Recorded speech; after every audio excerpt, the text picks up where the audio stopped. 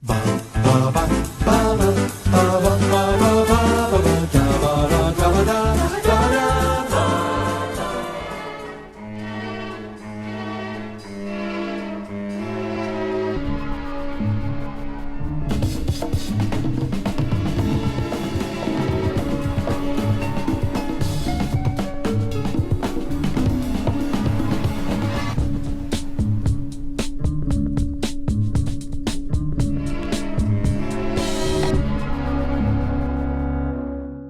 little blue sperm. And we are recording. Mad Men Season 4, I've got a little blue sperm. Will, you've got 5 seconds to explain that, or are you just going to leave it? No, I've got a glue gun to make me models with, and this piece has come out looking a bit like a sperm. Yep. Mad Men Season 4. You are officially now, Will, halfway. So my question is, well, no, more than halfway. So my question is, which I kept reminding myself as I watched it. Well, I guess that answers my question. Question. We're going to ask me, am I hooked? I'm going to ask the question I always ask. It's a two-pronged question. Are you in? Are you in? Well, no, you always phrase it a particular way, which is you always phrase it a particular way, which is I'll never watch it again. Is that still true? I don't phrase it like that. You always make me sound so cynical. We were talking about Five Guys earlier on the chat. I'll use that as an analogy.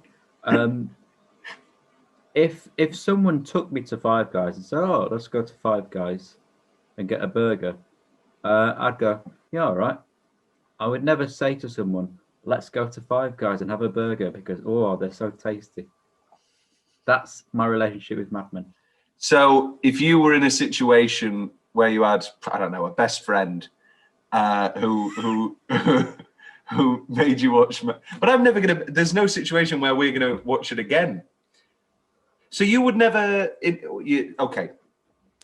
You have a wonderful girlfriend. She's been on the show. You get a house together or whatever. You're picking a show to binge. You're on Amazon. They've just renewed the contract to stream Mad Men. You don't do Mad Men with Becky 3 years down the line. Well, this is the question of whether I'm a very tolerant person in the way that I'm doing this as part of the show, not just as you've asked me to try out the show that you really like, but it's also we're commenting on it, we're reviewing it, we're talking. And also, about I've been doing the other thing for years, and and you've ignored me. Whereas if I were to sit down and go, "Oh, let's watch Mad Men," and a few episodes in, she's like, "This is shit," there's no way I'd be able to get us to watch the rest of it. Whereas it's in my contract to finish Mad Men. Unlike you are a real Pete Campbell. You signed your contract straight away, where I am Don Draper, and I have no contract. We don't have contracts. I mean, I don't enjoy that you've made me Pete, and Pete's nice, Don, but it's true. We are Pete. I'm going to put my fan on again, but because people can't hear it, and it gives a nice cool breeze. Yes, we are past halfway. I don't know what my favorite series is. If you had to put a gun to my head, I'd say season 5. And I've sort of been keeping that to my chest. I think I know why now. Why? I'm guessing there's going to be a wedding coming up in season 5. No, I want to have at least 10 minutes on this. There isn't a single goddamn wedding, and it's the most depressing thing in the. Oh no, we do have. Sorry, no, that's a blatant lie. We have the JFK wedding. We have the JFK. Yeah, I bet it's the first time round you watch this and I'm getting married, you're like, "Oh my God, it's the end of the series." That's setting up the opening of series 5, and there's going to be a big wedding, Don's wedding. Yeah. They have a lovely apartment, Will. Wait till you see their apartment. Oh, I'm excited. But yeah. Nice open plan. There's no wedding. But also I think Don would never want a big wedding. There's like one line in Tomorrowland where Joan says, "When are you getting married?" And she goes, "We haven't decided yet." And he goes, "As soon as possible." Yeah. Which for me means it's a piece of paper. Roger can come and whatever, and we'll have a few drinks after. Yeah. There's no way it's a big deal. Fun. It does sound great. Get me there now. I'll go for drinks with Don and Roger. Yeah? Like in Waldorf stories, and we'll all get blackout drunk and forget it, wake up and it's Sunday. It is Sunday. That's a big meme in the Mad Men community. But yeah, I think it's all performative. Earlier on in, I think it's season 2. Yeah, it's season 3, where Betty's brother is talking about the wedding, the Don and Betty wedding, and he goes, Don didn't have anybody there, and of course there's nobody for him to have there, because they met whilst he was still and married when he was still the fur coat salesman. I presume he didn't really have a big class of friends there, and yeah, I presume the whole big wedding thing was a Betty Hofstadt original. We've skirted around it. We'll get to her in more detail, but this is, of course, the start of Megan Calvé, or should I say now, Megan Draper. Oh, I don't like it. You don't like You don't like Megan at all? I don't like Megan. Oh, my word. Okay, well, I feel like this is a conversation that we'll get to. But yeah, so, okay, I think I know why you don't like Megan. Because I hate Meghan Markle. Oh, that's true. No, it's because we hardly know her, and I always distance Don from those other businessmen who would just date their secretary and be like, "Yeah, we're getting married." Like Roger, I always thought for Don it was years and years of courting and romance and holidays, and all of a sudden he's just gone, "Yeah, I'm madly in love with you." That's how it happens. It felt very out of character. I couldn't agree less. I mean, right, I'm going to ruin one line for you, because it takes, like, it's a season 7 line and you completely forget. Roger says one time in a bar in season 7, he's like, "You scolded me for marrying my secretary, and then you did the exact same thing and nobody cared." And because he is a hypocrite. I was going to say, do you not like Megan because you were in on Faye? Did you like Dr. Faye Miller? I mean, it would make more sense just because we, as the viewers, spent more time with her, and we spent more time with Don and her. So, yeah. I always go back to a Matthew Weiner quote, who created the show, and he wrote the show, and he said about how people were surprised by how quick the Megan thing was, and then he said, "Oh yeah, because in reality, the rich, charming, handsome businessman wouldn't go with the younger, beautiful ex-model secretary who says that she believes in him and knows that he's trying to be a better man. Of course he would go with the middle-aged divorced therapist." And that obviously wouldn't happen. Of course you're going to go with Megan. She's nice with the kids. For me, it's always the milkshake moment, the spilling of the milkshake, and he's ready, and he goes because he knows that Betty would have slapped her one and done a big scolding, as we know from earlier in the series with the hair debacle and the whole touching herself episode with Sally. But no, Megan, get some napkins. It's just a dress. And his face and his anger. Betty would have flipped. Betty would have flipped. And it's that, for me, it's that joy thing, the character, not the emotion, in the Jet Set, where he just looks at her and he goes, "Who are you?" And he does, I can't remember the exact line, but he does sort of the same thing with the teacher, Susan Farrell. And he's like, "How are you so good and innocent and pure?" And obviously, he's got that with Megan, and now he's an open man. He can finally marry one of these idealistic, perfect women. Because you're saying it's out of character, but what is Megan but another one of these beautiful, model-esque, intelligent, happy, and hopeful brunette women, which we've discussed on a previous episode, just the visual difference from Betty. I think it just felt to me like if we contrast to that flashback to when he just met Betty and he came over and he was like, oh, I've just met the rest. He was almost a different. It's not a flashback. It's not a flashback. Oh, was it not a flashback? No, they're selling the house. That's why it's empty. Oh, did you think they were moving in? No, the flashback back in like series 2, when he comes back to when he's in California. Yeah, that's not a flash. When he comes back from California. Oh, sorry, the flashback when he's talking to Anna. Yeah. Oh, pardon me. Yes, sorry. Yeah. So you clearly don't know. I don't know Mad Men. Fuck me, I guess. But yeah, so and he always seemed like a different man, whereas this one felt more like sort of an abuse of that power that we saw as an escape or for just one-off, and we associate him with all these one-off affairs, and it felt like it's happening the same way as he treated the not, if you know what I mean. Not the the Christmas girl. Yeah. Whose name is Annie. I'll get it up in a second. Christmas time is here. Christmas. What do Alison. I knew it was an A. But well, this is another thing though. I'm gonna then go back on you again. It's not just Don taking abuse of that power.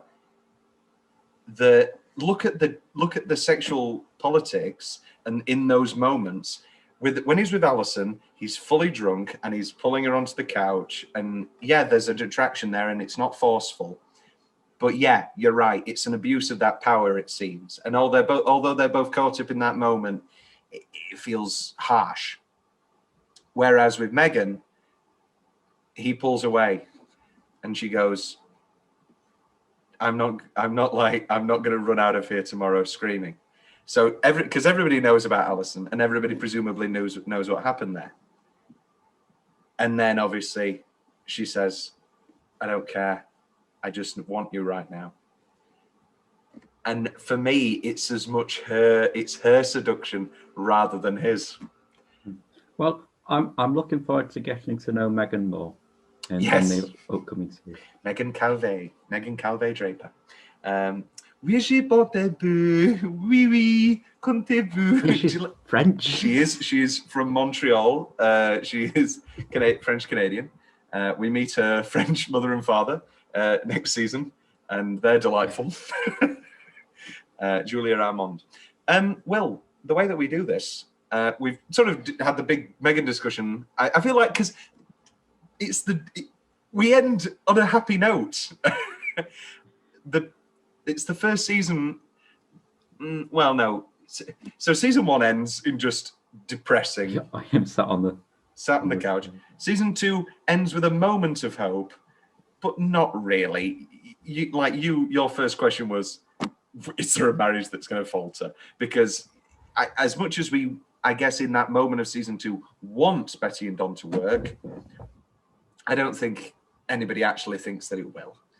And then season 3 ends with a semi-hopeful note, but it is, as you talked about, a reboot. It's like, it's all of Don's life is the only way he can make happiness is to start again. And although the starting again this time is completely out of his hands and it's purely business-based, it has lended to a new lease of life.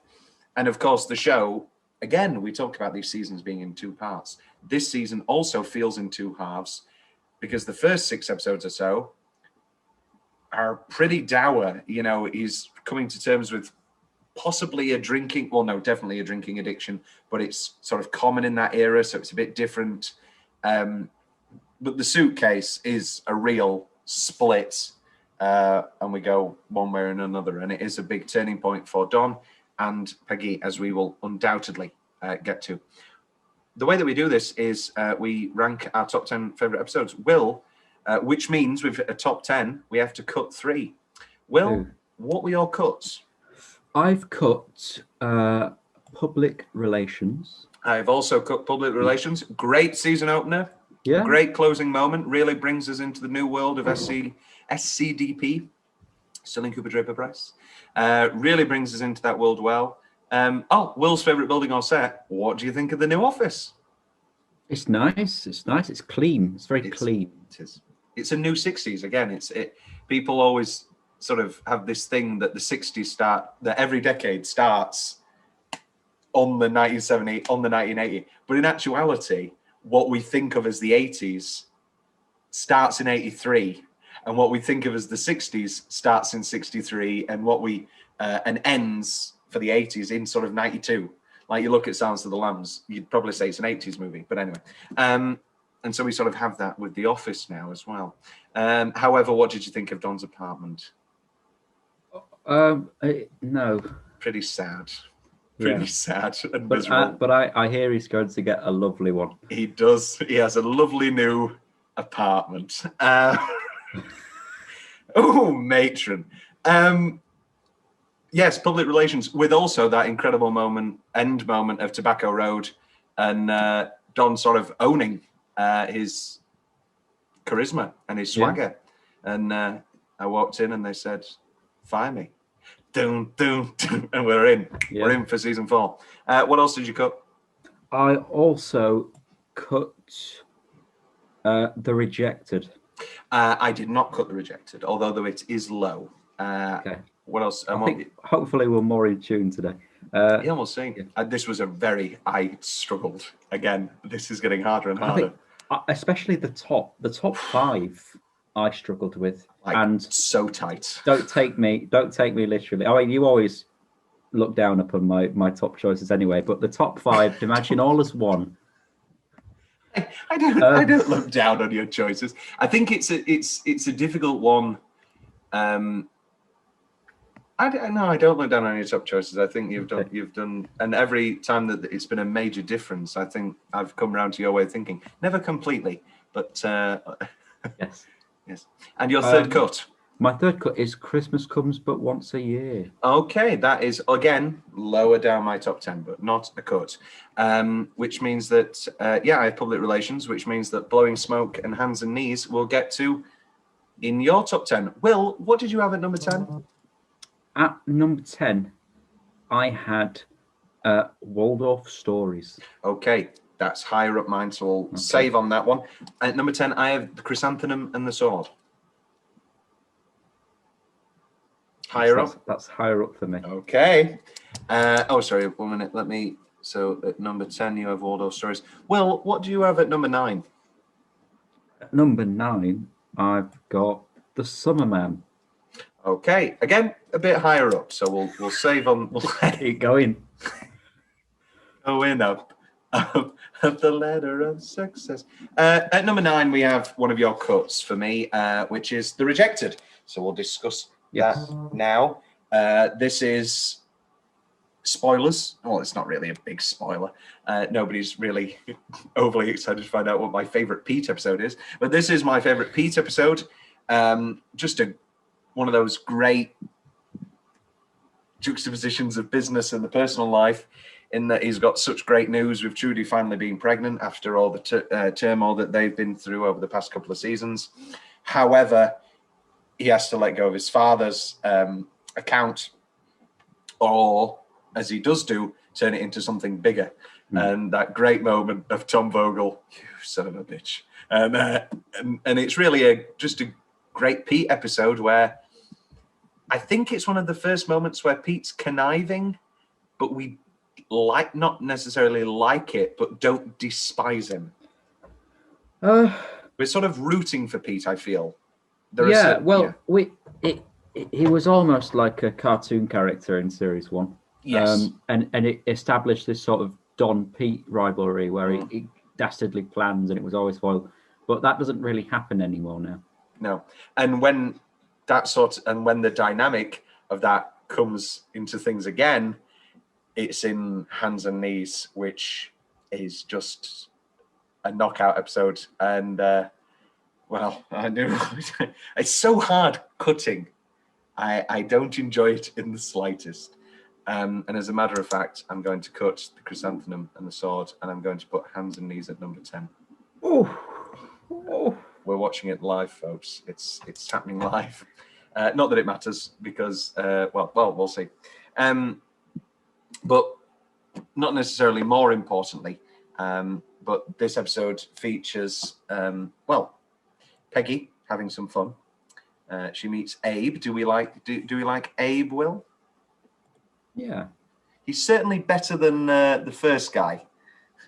I don't like all of these funny voices that he does. I think the first guy feels like Peggy's settling.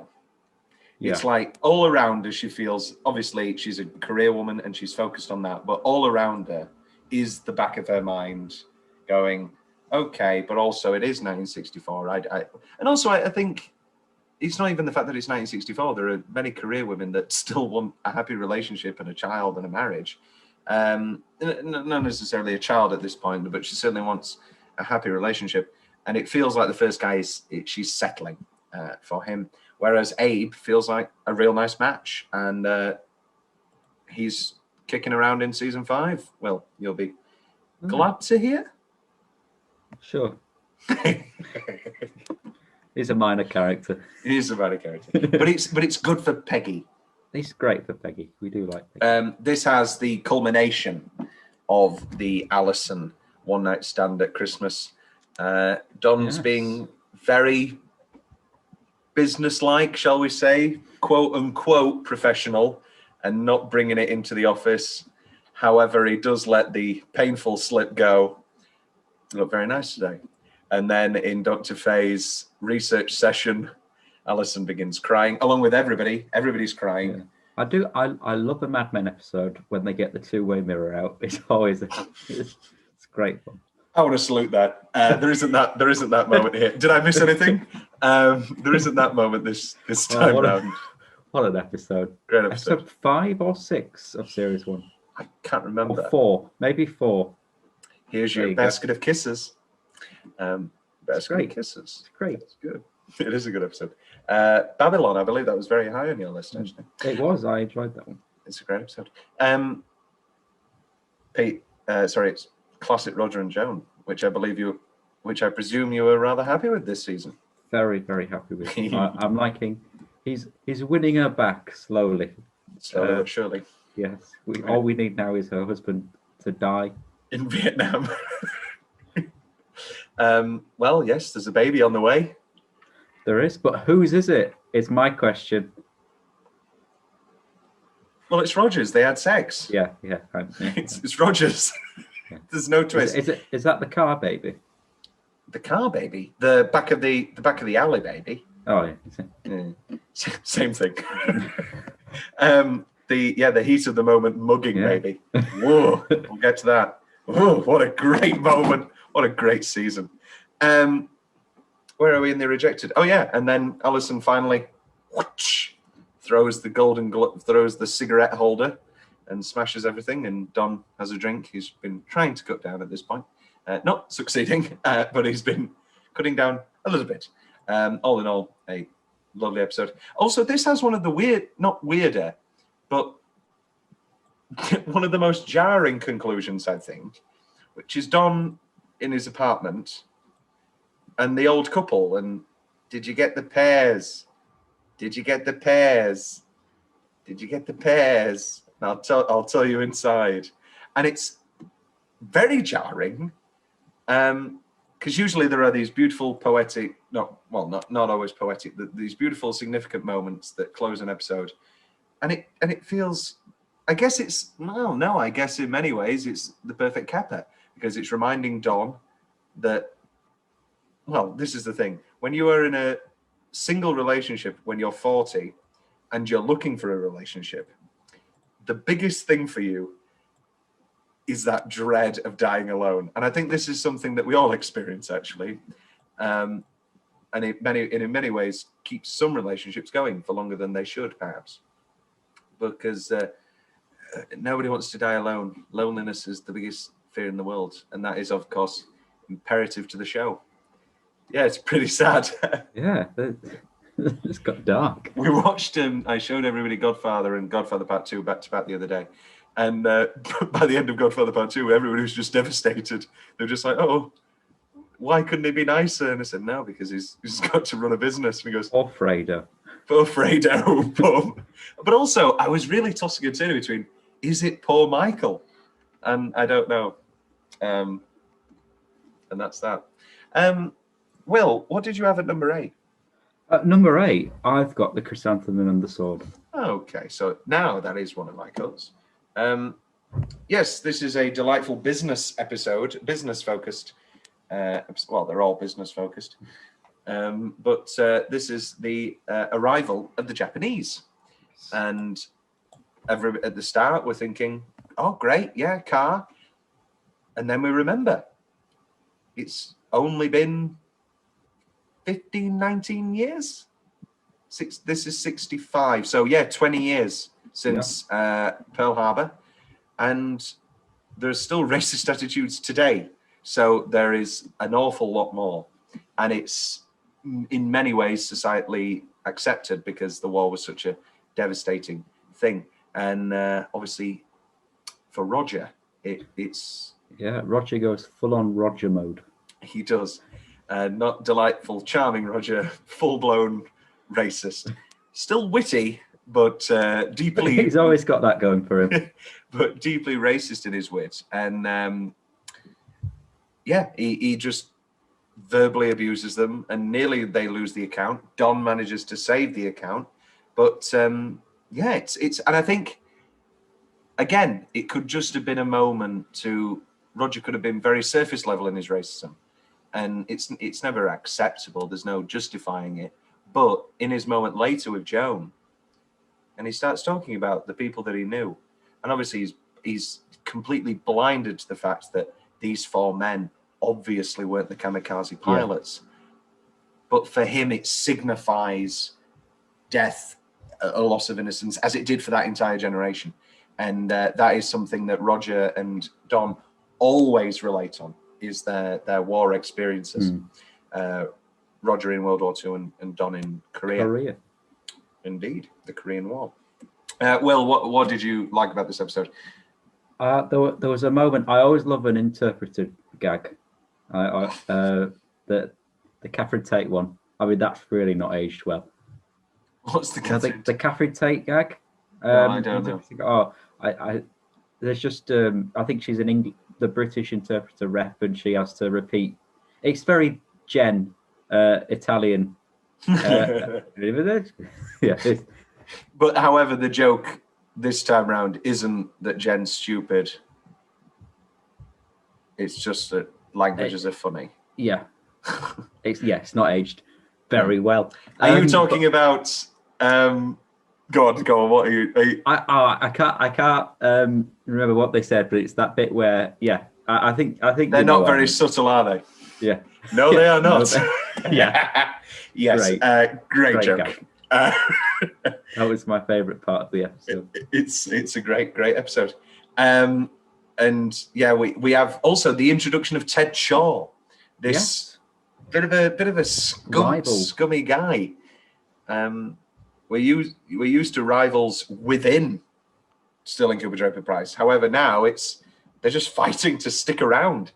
And although, in the good news, when Lane's there, when it's just Lane and Don on their wonderful day out, which will certainly be appearing higher up this list. But Lane says, it's too early to say, but it's been a good year.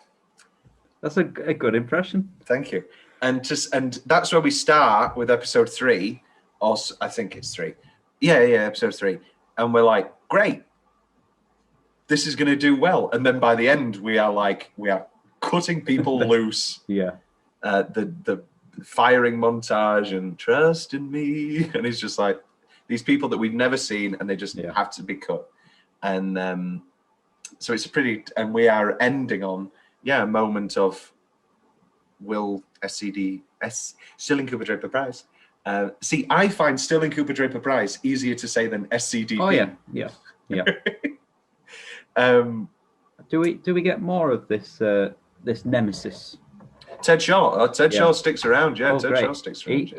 The only comparison I've got, it's less of a proper rivalry, and it's more schoolboy on the phone, ha ha, which is very reminiscent for me of sort of Father Ted versus Father Dick Byrne.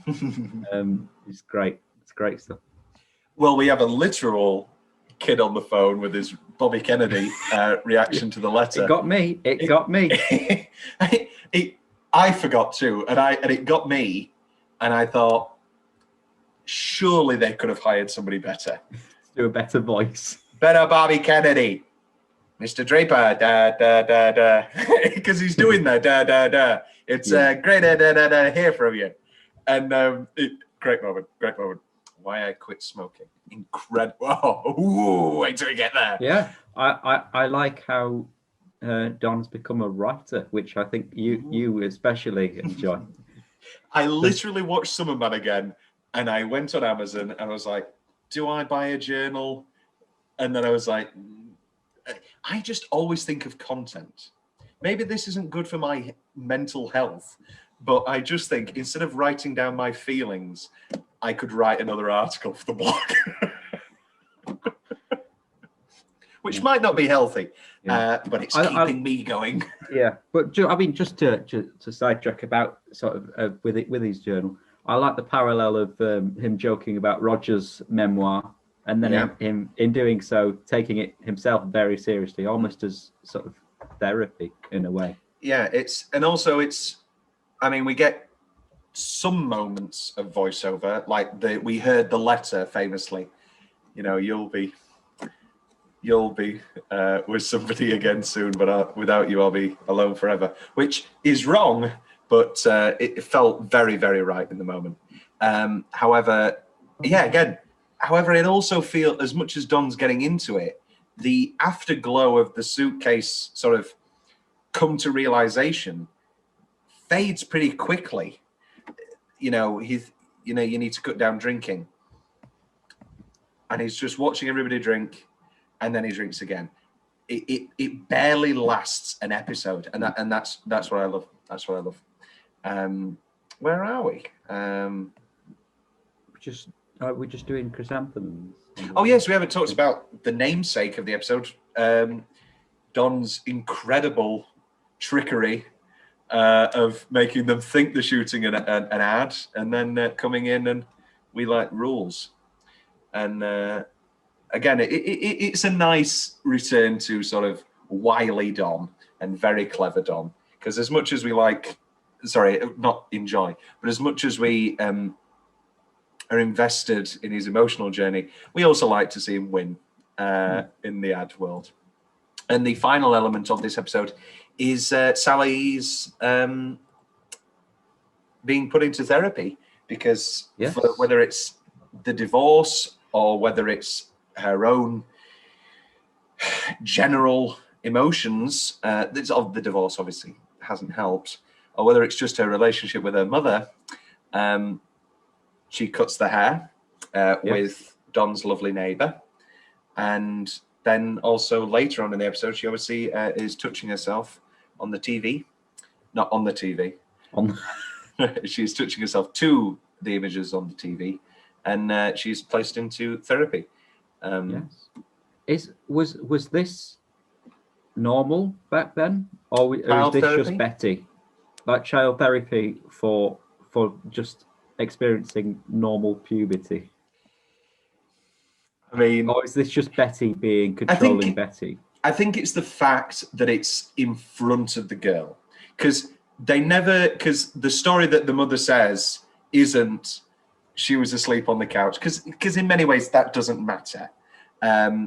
However, I think it's the element that she's doing it in front of people, and it's been 3 times boosted by the cutting of the hair, and everything else.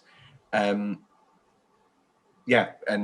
she goes, but I think again, well, Betty, this is the thing. Betty throws it away. She says, "I know that people do it, but they get over it." Stick to your Lane impression. Yeah, my impression of Betty is just a middle-aged Yorkshire woman. I'll work on them. It's been a good year. Right, okay. I can just say it's been a good year. That was your number 8. That was Chrysanthemum, which is just fun to say. I love when Don reads as well. Don's a big reader, which is enjoyable. My number 8 is Chinese Wall. Oh, okay. I've got that. Higher. A bit higher. A bit higher. Okay, we'll get there when we get there. Which means that we come to my number 7, which is one of your. Was it one of your cuts? Well, what is it? Christmas comes, but once a year. I cut that. It's my 11. Yeah. I love Christmas, and I love a big Christmas party, and this gives me exactly that. And also, it's a bit of fun. It's a bit of a fun episode, and also, I'm quite surprised, Will, because this was the return of your famous favourite, Glenn Bishop. I mean, yeah. I've picked other Glenn episodes higher up. Good. I mean, to jump the gun, my favourite line of this entire series is Betty saying, "I know Glenn better than you do."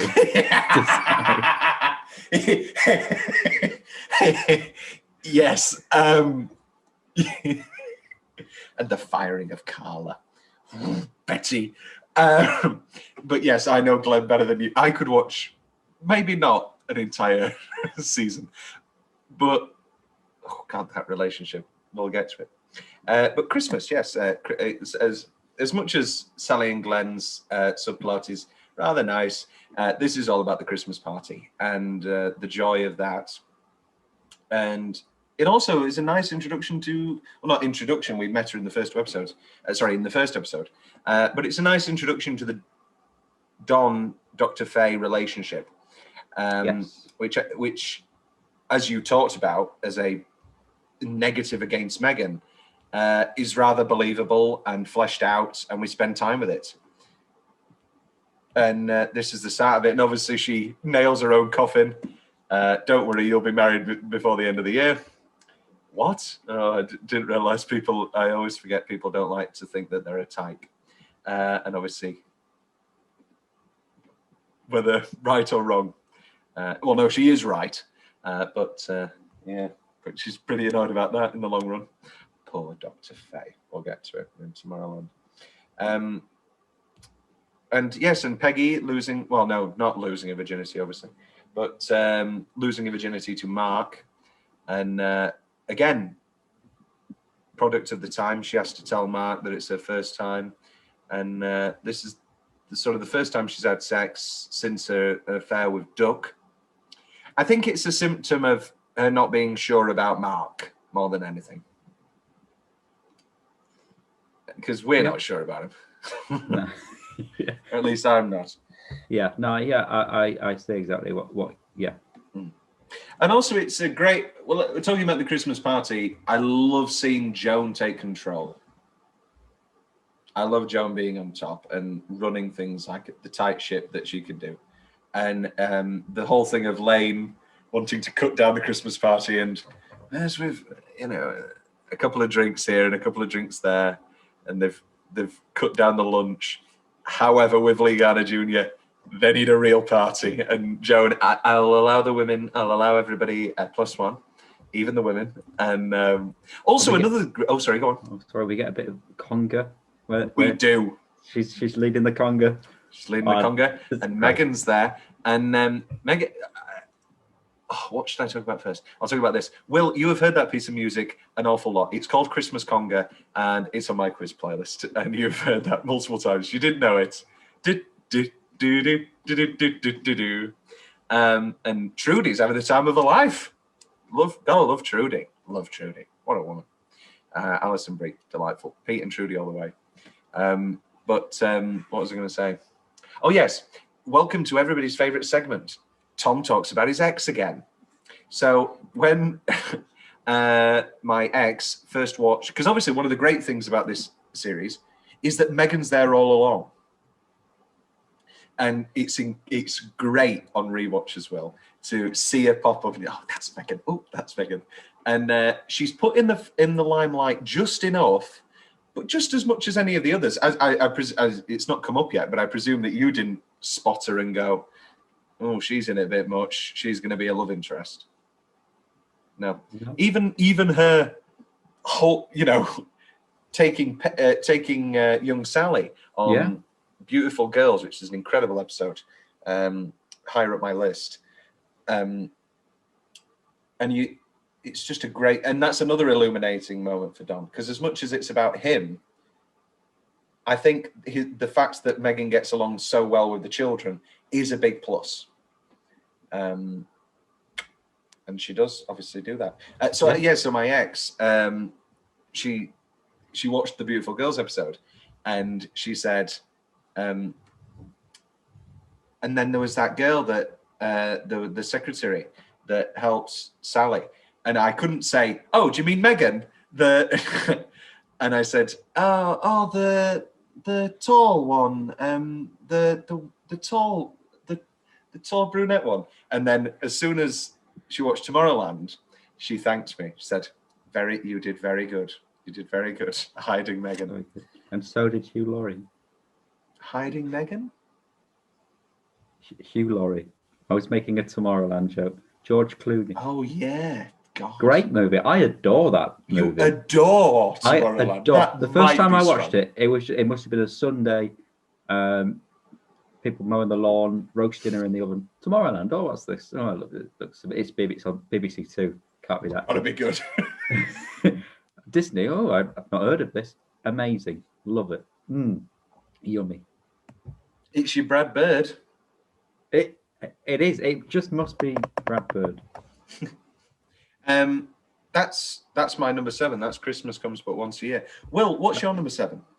My number 7 is, of course, The Summer Man. Okay, so that was I had that down as number 9. So what have I got wrong here? No, sorry, it's my number 6. Yeah, I've got it here down as your number 9 and your number 7. Oh dear, right. I've got some list mine. I've got here that your number 10 is Waldorf Stories, your number 9 is The Summer Man, your number 8 is Chrysanthemum, and your number 7 is The Summer Man. Okay. Yeah. I've put the same number in twice. What I meant to say was my number 7 is Hands and Knees. Okay, so let's talk about Hands and Knees, which I moved to 10. Was originally cut. However, I think I underestimated how well, because for the most part we forgot a little bit about Dick Whitman, and I mean it's always there. Oh, this is a great episode. See, this is my thing. When you're talking about how the top 5 are interchangeable, for me, I'll be honest, I think the top 10 are interchangeable. I mean, you've got my top 2 are pretty solid. Top 3, I think I'm top 4, top 5. Literally, I think there is just an extreme quality and caliber to every one of these episodes now. And I guess you have your favorites more so, but I really do think that there is just a consistency of excellence that is unparalleled almost in modern television, in television full stop. Hands and Knees. So so we've got the 2 major plot, and this is the Megan bed going. It's a Lane episode as well. It's Lane episode. You're going to move it higher, aren't you? You're going to agree with me here. No, but when it comes to the both ranking, I'll find a place for it. Well, it does have 2 of your favorite. It does have 2 of your absolute favorite things, which is Roger and Lane, and on top of that, you've got an incredible moment with.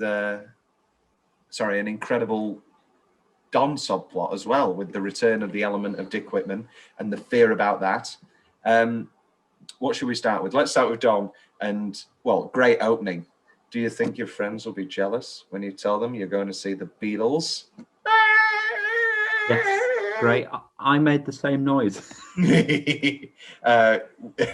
Yes, and an incredible Beatles capper, which we won't discuss here because that may be higher up on another ranking, which we'll get to momentarily. Yeah, well, she's very happy. I love Betty's reaction when she just screams, what's going on?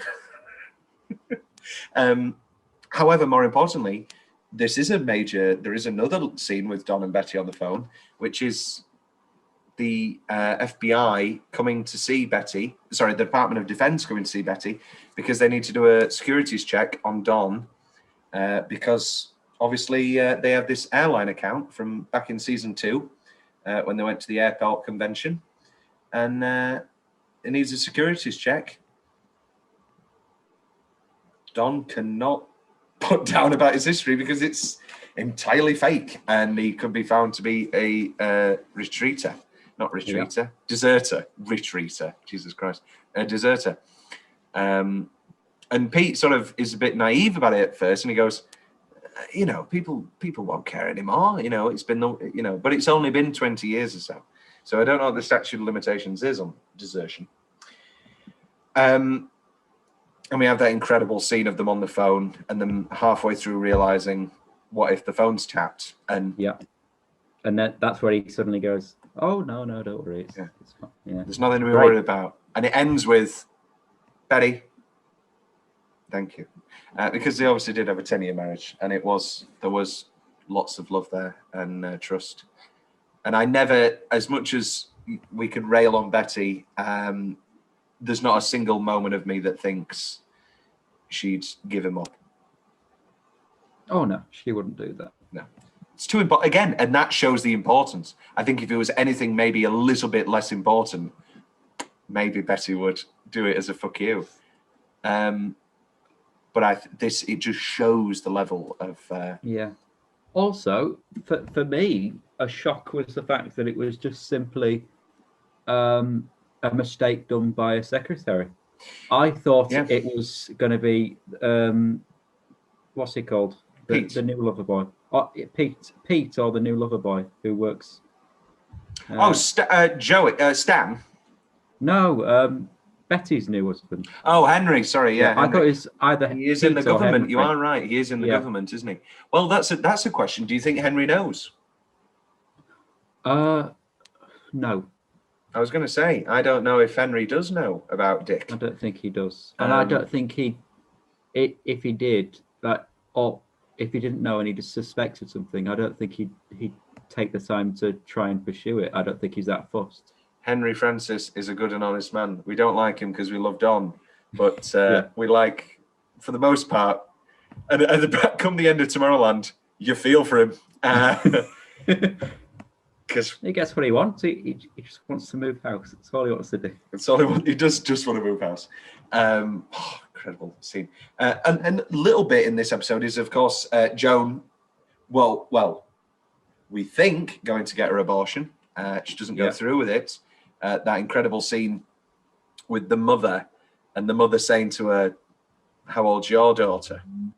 And because there's no way that a late 30s? Are they all in the late 30s, do you think?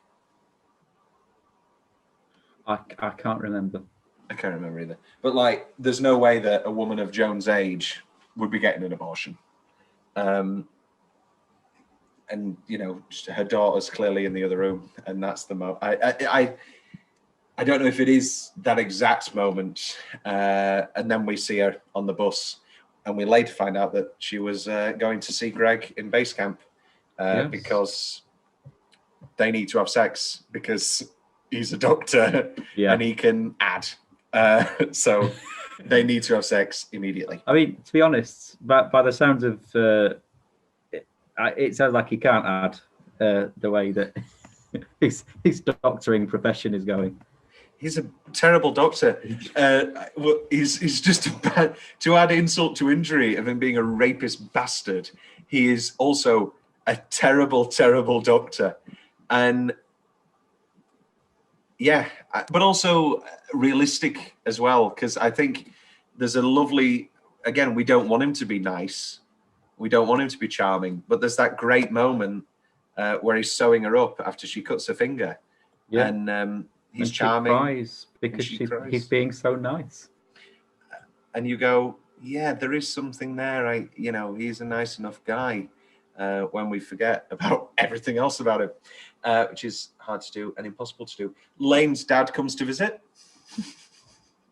Oh, I love the scene at the restaurant. Right. That's great. The Playboy bunny. Yeah, it's Don's face throughout, going.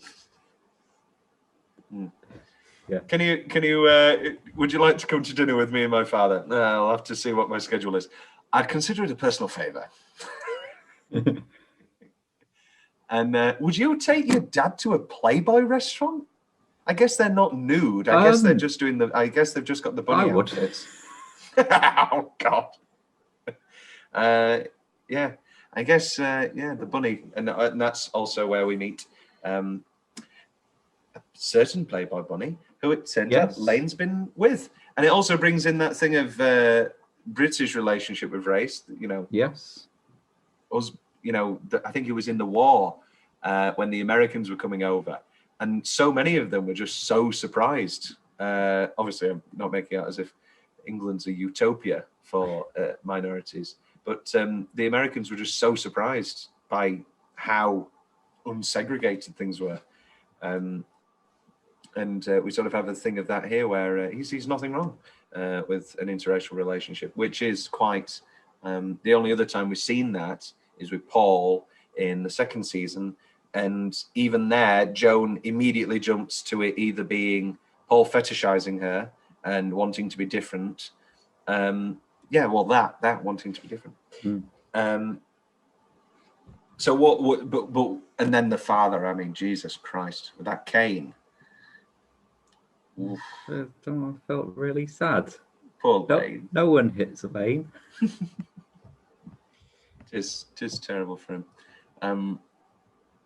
And then we also have in this episode Roger and Lee Garner firing him. Yes.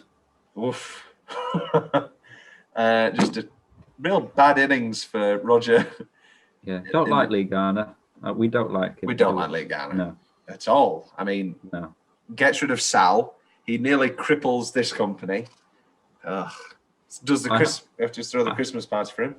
I hope we get more of Lee Garner, but he gets hurt. He's come up and get Lane's dad on him with the cane. And Roger has nowhere to go. But this episode ends with him still not admitting it. He never admits it, as we find out in the next episode. He does the fake call in front of them live. Just an incredible moment. But and he snaps at Pete because Pete's had to turn down the aviation company because he's been loyal to Don. And Roger snaps. And everybody goes, wait a minute. Oh, and this is our first fuck. Is it? Yeah. Roger's, because you fucked up.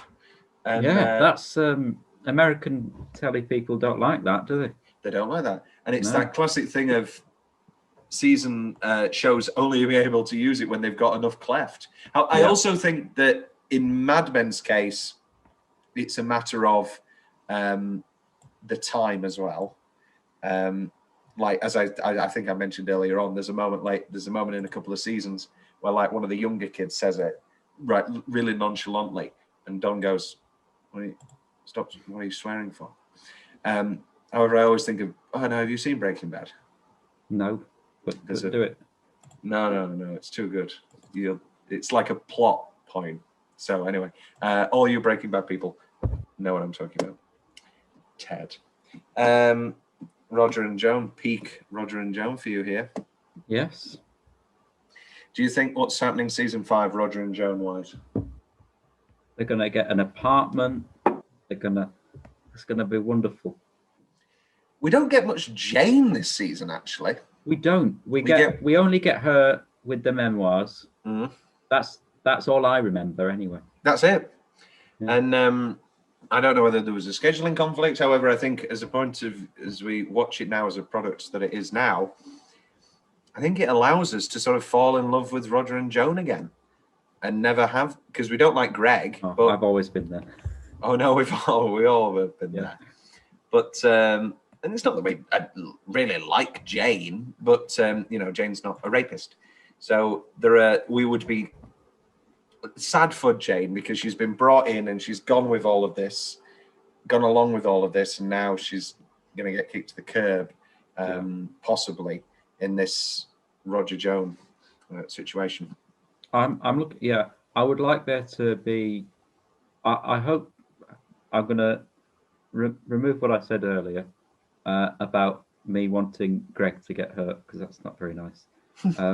But I hope there's a confrontation between them both. Oh, between Roger and Greg. Yeah, that'd be fun. Just like your confrontation you wanted between Pete and the priest.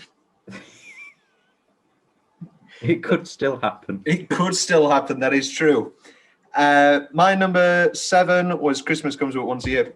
Your number 7 was Hands and Knees. My number 6 is The Summer Man. Your number 9 is The Summer Man. Yes.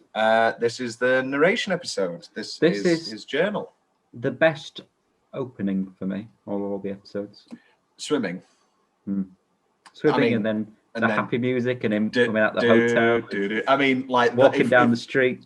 If there was ever a moment of pure, absolute, unaffected, undiluted adrenaline shot of charisma, it would be Don Draper coming out of the swimming baths, holding his jacket, lighting his cig. He's got his glasses on. I Can't Get No Satisfaction blasting. Yeah. And it's just perfect. And also, I sort of mentioned the sort of woe way of the suitcase, in that the suitcase ends and we sort of feel, okay, Don's a bit of a new man. He feels like something's been purged, not just his meal. And that terrible Greek sandwich that he's eating. Something's been gotten rid of. And obviously the reality of the episode is that, he's back to it very soon with the coffee. No, not with the coffee. Can I have some more coffee, please? And Ida Blankenship, we will get to momentarily. But also, as much as this is Don's episode, this is Joan's episode, because this is the relationship of Joan and Joey. Well, relationship. Joey's rape comment, which leads to Joan trying to get him fired, and Don batting it off with boys will be boys, and then finally Peggy coming to Don saying, I want him fired, then do it. And just when you think there's going to be a real moment between Peggy and Joan, which you do get in Tomorrowland, just when you think there's going to be a major moment of friends, sisters are doing it for themselves or whatever, Joan goes, no, I can defend myself. All you've proven to them is that I'm, humorless bitch, and you're another shrewd or whatever. And it's cruel, and it's realistic, and it's bitter, and it's brutal. Never liked Joey. Did you like Joey? No. What do you think of Stan? I mean, he's a bit, he's repugnant in his attitudes, but there's something there, isn't there? There's something a bit charming about him. He's definitely better than Joey. Is Stan the guy that locks them in the room? Stan's the guy that they go nude with on Waldorf Stories, and the new guy. Yeah. Yeah. Whoa. Just want get Pete back. Get Peggy and Pete together. Get Peggy and Pete together. Lovely bit of narration talking about Bethany Van Nuys, who we haven't talked about. Are you a Pitch Perfect fan, Will? I am a Pitch Perfect fan, and that's exactly what I said. No, I'm a Pitch Perfect fan. I'm like, she's from Pitch Perfect. She is. There you go. Bethany Van Nuys. So they've not done any sex or anything However, seeing Betty, Bethany suddenly feels superior and performs an act of fellatio in the back of the cab. Yes. And then obviously Don enjoys it. However, he naturally, but and then in his narration is like, she's so young and it's miserable. It's just miserable. Yeah. And Betty's not happy. Betty's not happy. Great bit of Betty stuff. Yeah. And she gets, I need a drink. You can't say you need a drink, Betty. Which is Henry. Again, we feel for Henry. And however, also this episode, we also have the culmination, or at least the proper beginning of him and Dr. Faye.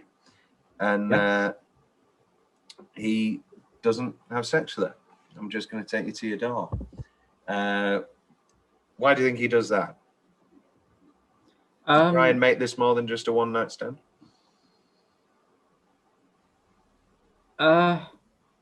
Maybe he's just not feeling it. You don't have to consummate. No, but that's a pretty hot and heavy kiss.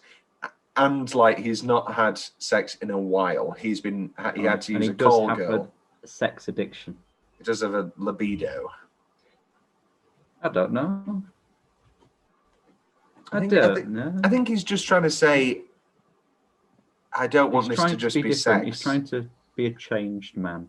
I think he sees her as, because we sort of forget about Dr. Faye because obviously Megan's on the scene, but I think he wants to make that one work. I think he sees a suitable bachelorette that could work and be a nice solid relationship.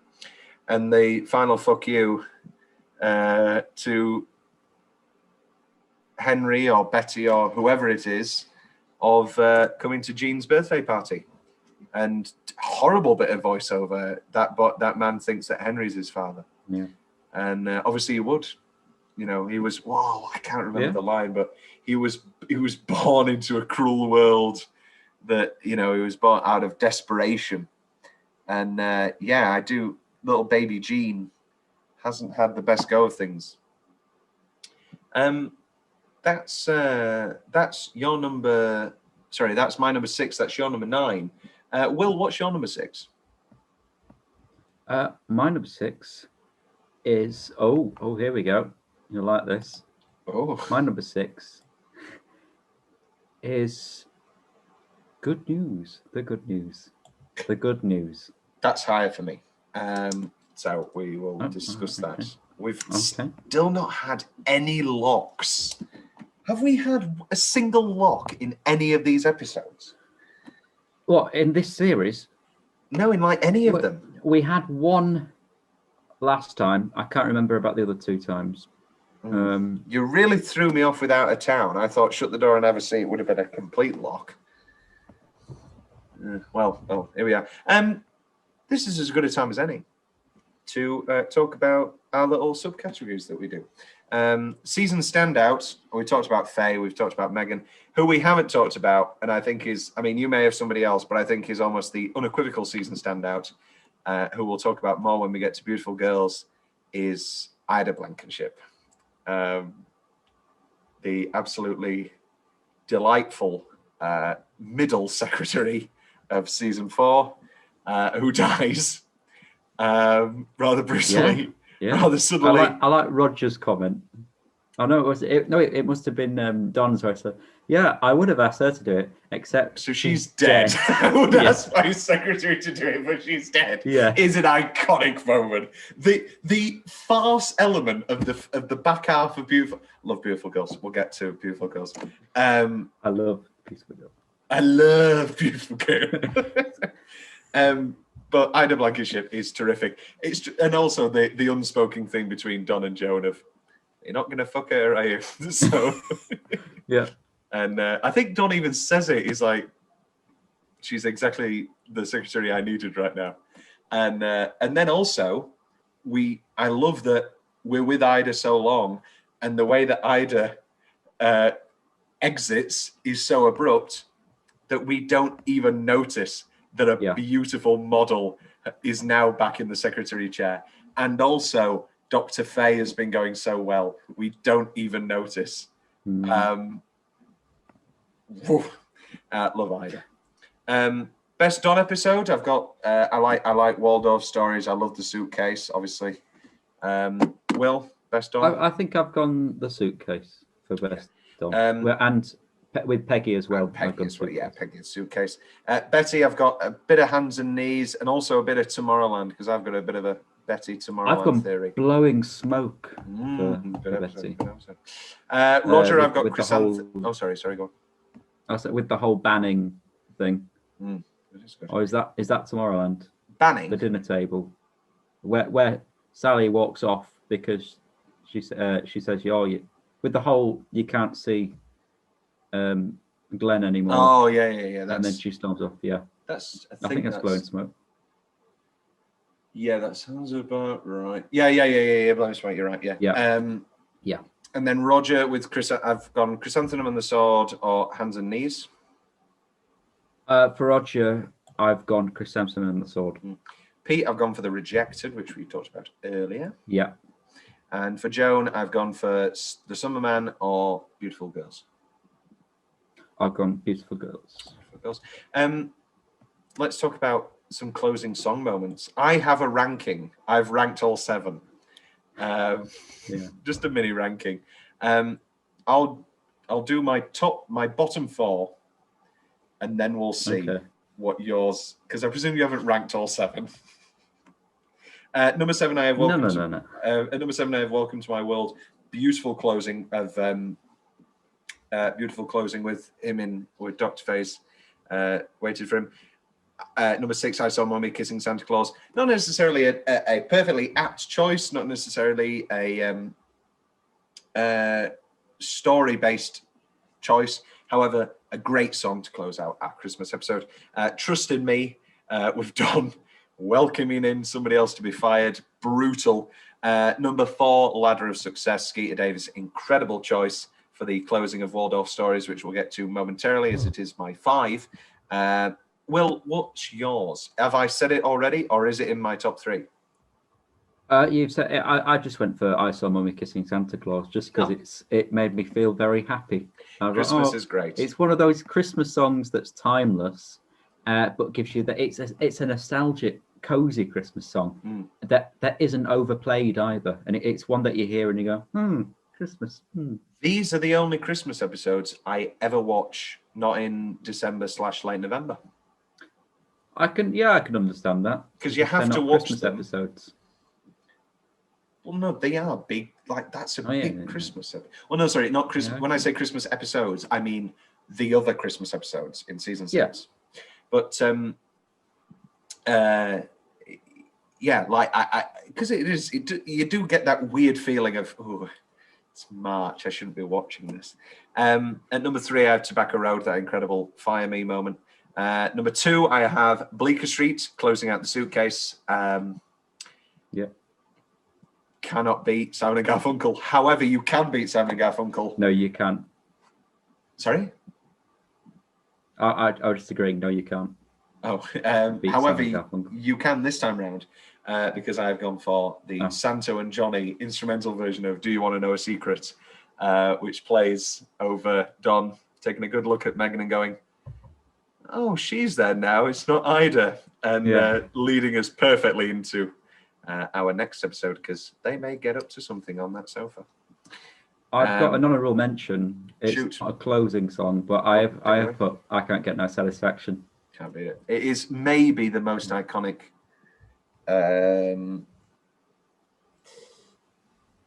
It's one of those things where he picks the hit. There's a song later on that I know you love, where he picks the hit. You're gonna Mr. Blue Sky. No, that's 72. That is. We don't get that far. We end in 69, unfortunately. Well, sorry to break it to you. It is weird to think though that, like, spoilers, Don survives, and it is weird to think that like Don Draper will be alive in 1985, at least. I Yeah. wouldn't love to see, but I would love to. If it's as well written, as well directed, as well acted as this, which of course it would be, I feel I'd love 5 more seasons in the 80s and then the 90s, with these characters. Keep going. Just never end. And that's the end of our little rundowns. Yes, it is. It is indeed. My number 5 is Waldorf Stories, which you had at number 10. So I don't know where it will land on the final ranking. I thought this would be a knockout for you. I have to say, it just has so much going for it that I feel is in your wheelhouse. So what we haven't talked about is that Sterling Cooper Draper Price is on some level of goodwill because of Don's great Gloco ad, which is a really good ad. That's a really clever ad with the cowboy and the kid. As the season goes on, we find out maybe Peggy had more to do with it than we originally find out. Wonderful, just a great ad, and you know that it's good. You can tell. Yeah. So that works. And here we have the Cleos, and we get drunk. We see poor Duck. Well, not even poor Duck, just drunk Duck. Yeah. Just sad. Yeah, getting kicked out. Here's a question, Will. How did you feel about... So, they're about to announce Don for the Clio. Roger takes Joan's hand. Don takes Joan's hand. Don wins. Don kisses Joan fully on the lips. It's never mentioned again. What did you think of that? I think the better question is, what did Roger think of that? He doesn't know. No, he was right there, but it was just like a celebratory thing. I mean, yeah. Don't know why he did it.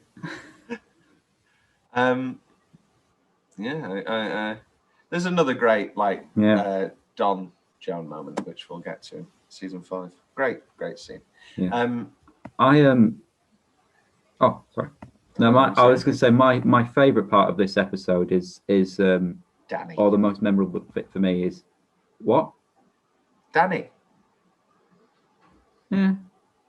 I was going to say Don getting really drunk doing the cereal pitch. Yeah. The payoff of Danny. Yeah. The payoff of the cure for the common just keeps cereal. Naming things. No. We can do this. No. We can do this Jaws. here. It just never crosses your mind. It's just an incredible setup of Roger going, "No, let's go for a lap," and everybody's cheering them on. Yeah. And then cereal, big bowl, little kid, big bowl, little kid, and then I like the picture. I don't know about the tagline. You go, oh, well, I'm sure that we can come up with a new idea, Stu. No, we can do it here. And his hair is just messy enough. Yeah, it's incredible. It's great. And then that moment of cure for the common breakfast, and Peggy snaps and notices immediately. Excellent, because all of this is juxtaposed with younger Don meeting young Roger for the first time. Yeah, again, incredible makeup effects, incredible performance. You never second guess it. It's just so happy. He's like, "Hello, Roger. I'd really like to go for a drink," and Roger just doesn't care. Yeah. It's great. And again, I talk about watching Godfather back to back with Godfather Part 2, and like by the end of it, I just said to everyone, I said, "Can you imagine if we watched The Wedding again now?" And just seeing everybody so happy, and it's like that weird thing of every time we go. You were on about it with the Anna scene, and just how young they all look in that first season as well. Like when you go back, it's startling. Great stuff. Oh God, what an incredible! This is the best show ever made. You've got to come around to that eventually. Maybe one day. I'm currently enjoying Paradise PD on Netflix. That's great. Is it as good as Mad Men? Is it as? It's definitely as watch. Well, I'm not doing this. I'm not doing. I can't do this. I can't do this. Carry on. Continue. Also, in this, we have the moment of pardon me, of Don's drinking getting to the point where he's like blacking out for days at a time. Yeah, and obviously that comes to a head with Peggy coming to him and saying, "You were drunk and you said Danny's pay line. We need to pay him or hire him," which obviously is an incredible payoff because now we find out that Don didn't necessarily get the job because he's a great ad man. He got the job because he got Roger drunk. And the welcome on board, and then up the ladder of success. Terrific stuff. What else is sorry? And then Stan and Peggy again. Peggy just being an absolute boss, and she doesn't care. All right, you want to work? You want to work nude? You want to be liberated? Okay, let's do it. Peggy has some great lines in that nude scene. Why don't I dip that in some ink and write with it? And she just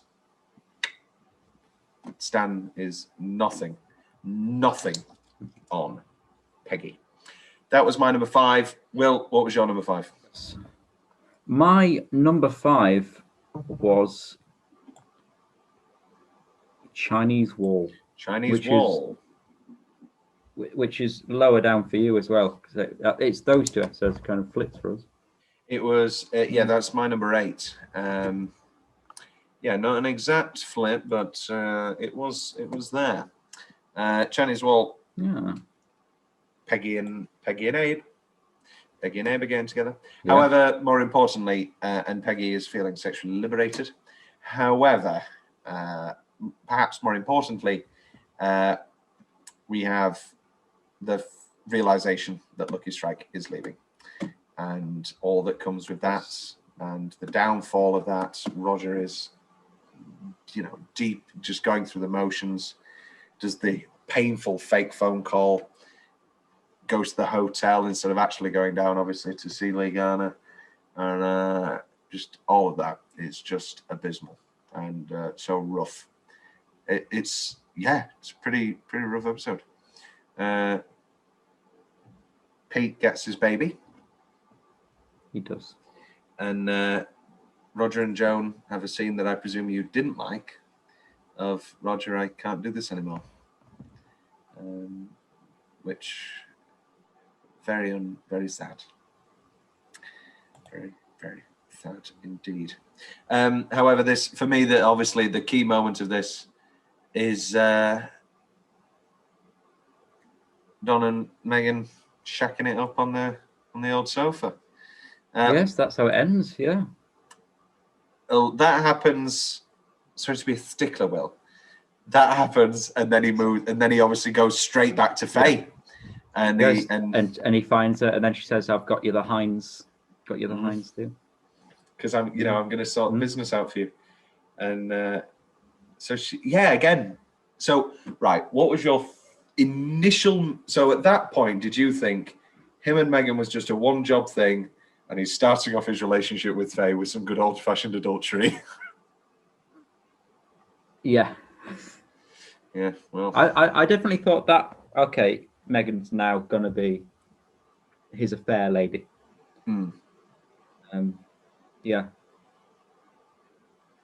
And then, but even immediately I notice he's smiling. He is so taken aback by her. Again, we talk about these incredibly intelligent, owning sexually their relationships. And wait, correct me if I'm wrong. Is this kicking off with? Is this kicking off with? Oh no, it's not. I can't remember which episode it is. Might be Blowing Smoke.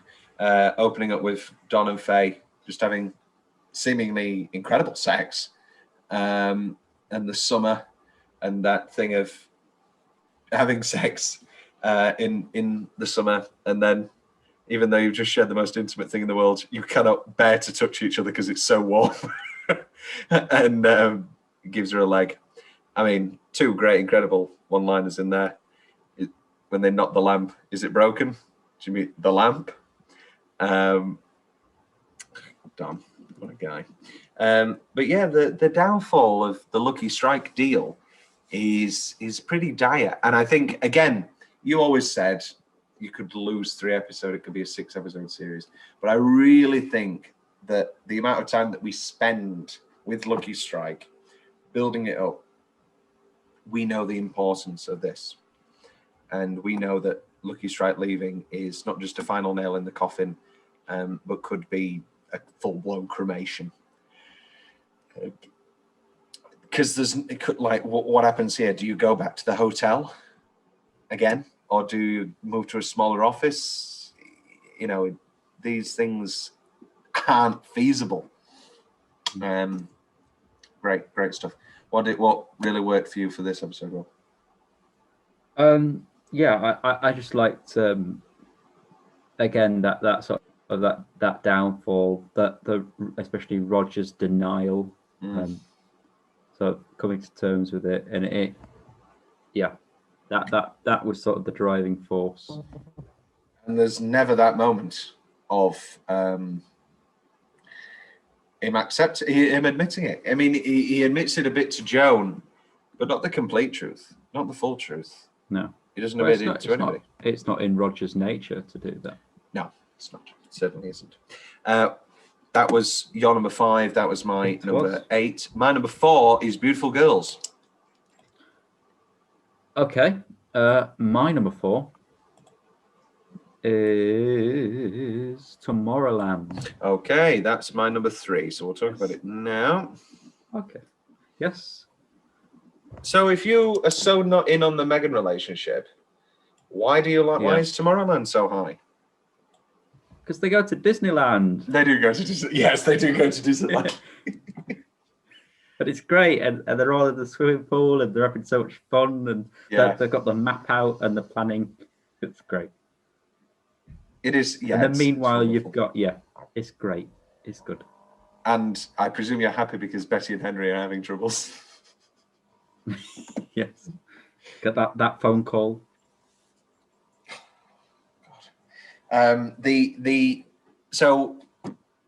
Let's just take this one. This is an incredible finale. Right. So things that still in Cooper Draper Price aren't going well at all. So we have Peggy using her initiative and getting Topaz.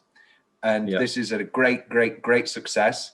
And it's met rather happily by Don, who's smiley and cheerful, and he's going to get married and he's in love again.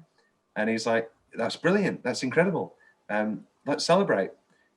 And then that great final scene with Joan and Peggy of, what could you possibly have to say? Or what something, what do you want to discuss?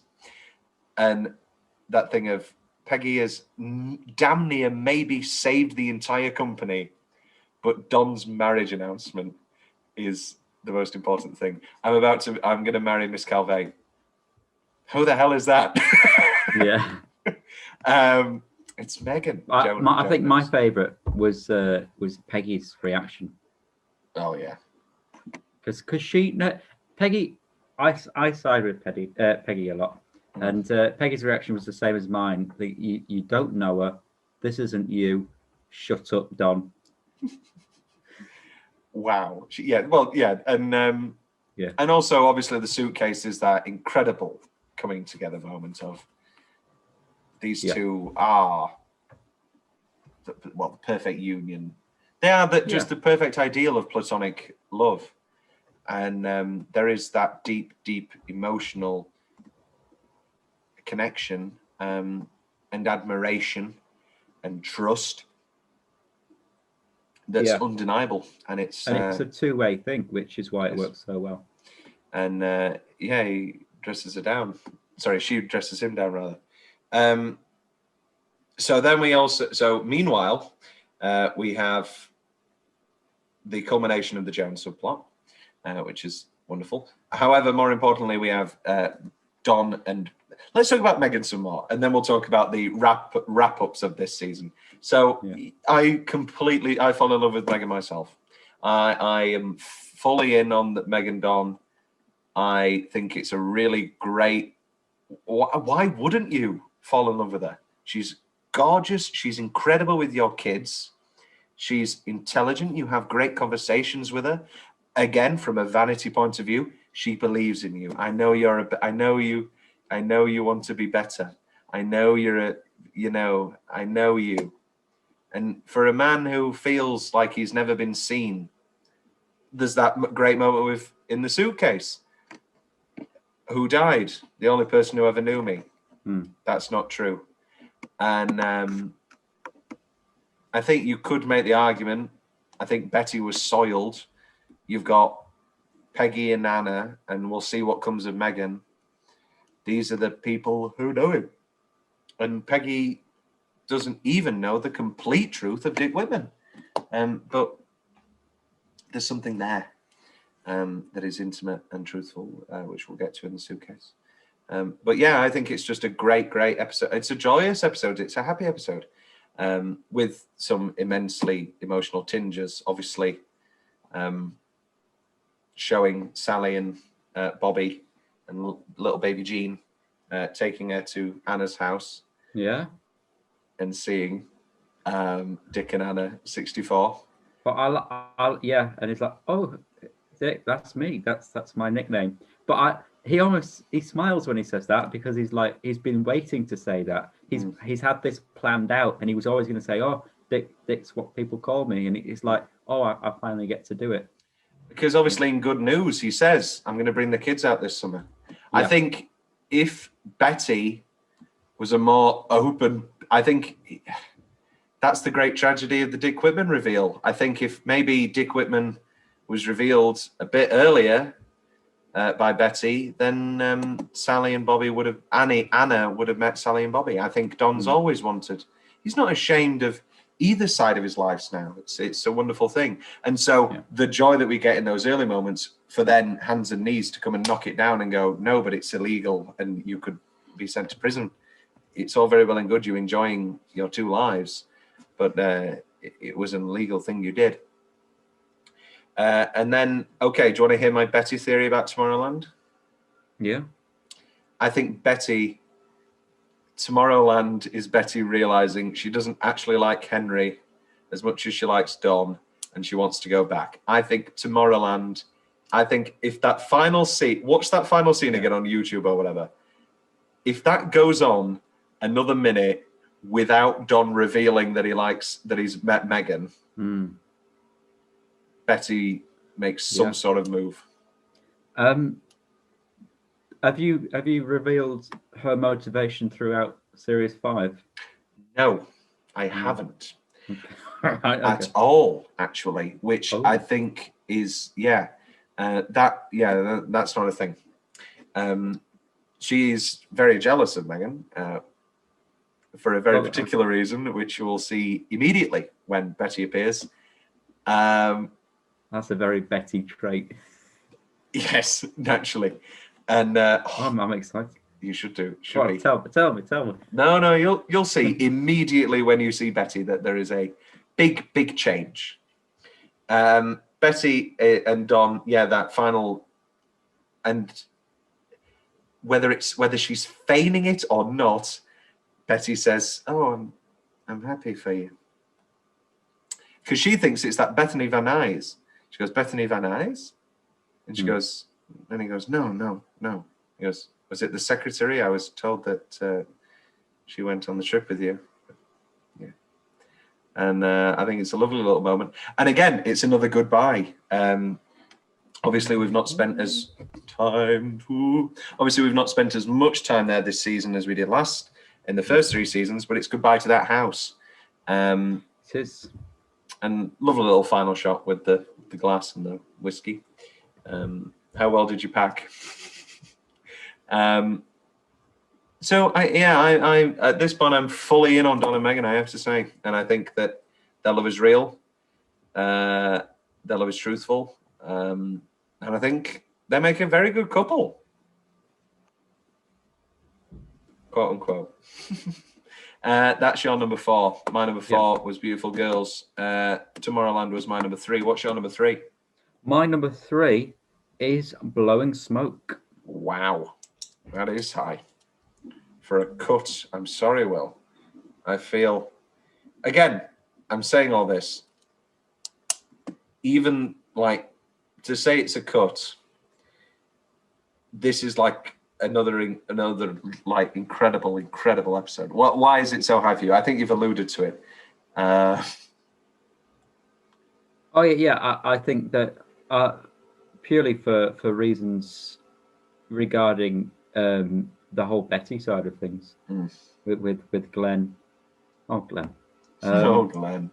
Yeah, I think that story in particular, and then obviously the reaction with Why I Quit Tobacco. Yeah, and then also if she sacks, or is that? No, that's within within that episode, within the joke episode. Right, yeah. So that's the Summer Man. That's that one. Right, okay. No, yeah. This is. Oh, sorry, we didn't talk about Ida Blank. How can we talk about Ida Blanchett without mentioning? She was born in a barn. She died in a skyscraper. She's an astronaut. One of the most beautiful. Were you being Cooper? I was being Bert Cooper. Yeah. One of the most beautiful lines. I'm going to say it, and I know I always over-exaggerate when I'm talking about Mad Men. One of the most beautiful lines ever written. Tremendously beautiful piece of work. For all you Mad Men fans who've seen it all, bravo. You'll come to see what that means very soon, Will. It's the very last word spoken in it. Series, it's the very last one, and Don is outside. Everything's gone to shit, or maybe it's not. If he's been promoted, he needs to move somewhere else. He's at the end of the office. He looks back at the office, turns the lights off, smiles, shuts the door, and looks into the camera and goes, "Bravo! We made the greatest show ever made. We did it, guys. We did it. No. Mad Men, you're the greatest show ever made." It's not a joke. It's not a joke. God, what a meme. What a meme. Well, what do you think of the Midge element of all this? Yeah, poor Midge. Poor Midge. Yeah, heroin addicts now. Were you very surprised? What, that she's doing heroin? No, that she's here. She's here. No, I always knew she'd turn up again. Oh, right. I was less sure on. I didn't know. Rachel may never come back. But I knew Midge was. I could sense a Midge return. Yeah. What I thought, and he goes. Do you think Don was hoping for a Midge return? Because he says, "I thought I'd have seen you by now." And she goes, "What are you doing in the village?" "I live there, and we don't need to say a single word." Yeah. There's only one reason a guy like you lives in the village. And he buys a painting. He's working on a science project. He buys a painting so that she can get more heroin. It's pretty sad, for Midge. However, this is Why I Quit Tobacco. How did you feel about Why I Quit Tobacco? I liked it. I think Megan sums it up best. I know it was. Oh, is it Megan that says, "I'm not dumping you, she dumped me"? No, sorry. "You're not dumping me, I'm dumping you." Yeah, it is Megan. Because again, of course he's going to go with her. Because she comes to him, everybody's giving him shit, and then she comes to him and goes, "I know it was supposed to be, you're dumping me, you're not dumping me, I'm dumping you. But I love that you stand for something." If the person who says that looks like that, there's not a single chance in hell that you're not going with Megan Calvé. I'm sorry, and I, it's one of those things. That's Blowing Smoke. My number 2 is The Good News, which was your number 6. Yes. Are we gonna get our first? I think we'll get a match on the number 1. I think. What's missing here? My number two. Your number 2 is Beautiful Girls. Yeah. Hey! Oh, Are we matched? Well, this is our My Beautiful Girls was 4, but we've matched a number 1. Of course. On number 1. This is the first time that we have matched a top episode. A top episode. One that wasn't going to be top for me until it's gonna be around 5 or 4 or 6 until I watched the end, until I finished the episode. And I thought, you know what? Yeah. What you remember? We'll do that. We'll talk about the suitcase momentarily. Yeah. Let's do good news, because in the grand scheme of things, good news. What's the buzz? Why do you? You're getting. I mean, correct link to Jesus Christ, but I was singing "Good News," the Angel Gabriel song from Nativity. Oh God. Things are really cool. Oh well, in release times, we're only a few weeks off Nativity. We're not. Oh, I'm excited. Oh, Nativity. Yeah, Christmas is coming. We are lit. Oh, how exciting. Yeah, we're a couple of weeks off Christmas. Today is Thursday, the 25th of November. Oh, wow. Will, what are you getting for Christmas? I mean, I hope by this time I've not been kicked out of university. That is true. That is true. Yes. Oh, Will, it'll be a no-COVID world, hopefully. You can come in my hot tub and we can put on Best of Mad Men soundtracks. And okay. This needs to end. It's getting too hot. Too much information. The good news. The good news, Will, you had it number 6. Again, maybe I misjudged you, but I thought this would be one of your top episodes, because I wanted him to get with the lady. Oh, Stephanie? Yeah. Is that the only reason why it didn't? I think there's a particular reason why Stephanie isn't aroused. Yes. Yes. But arguably your 2 favourite supporting characters are Anna and Lane. So an episode that has long stretches with both, I thought this would be an absolute knockout for you. I thought, it was very good. Obviously, it was. I watched 6 episodes. Back to back. Yeah, and then I had a break for about 3 days, and then I watched the rest. So, ranking wise, I'd forgotten everything that happened, so I just started fresh again. So this is again an episode of 2 halves.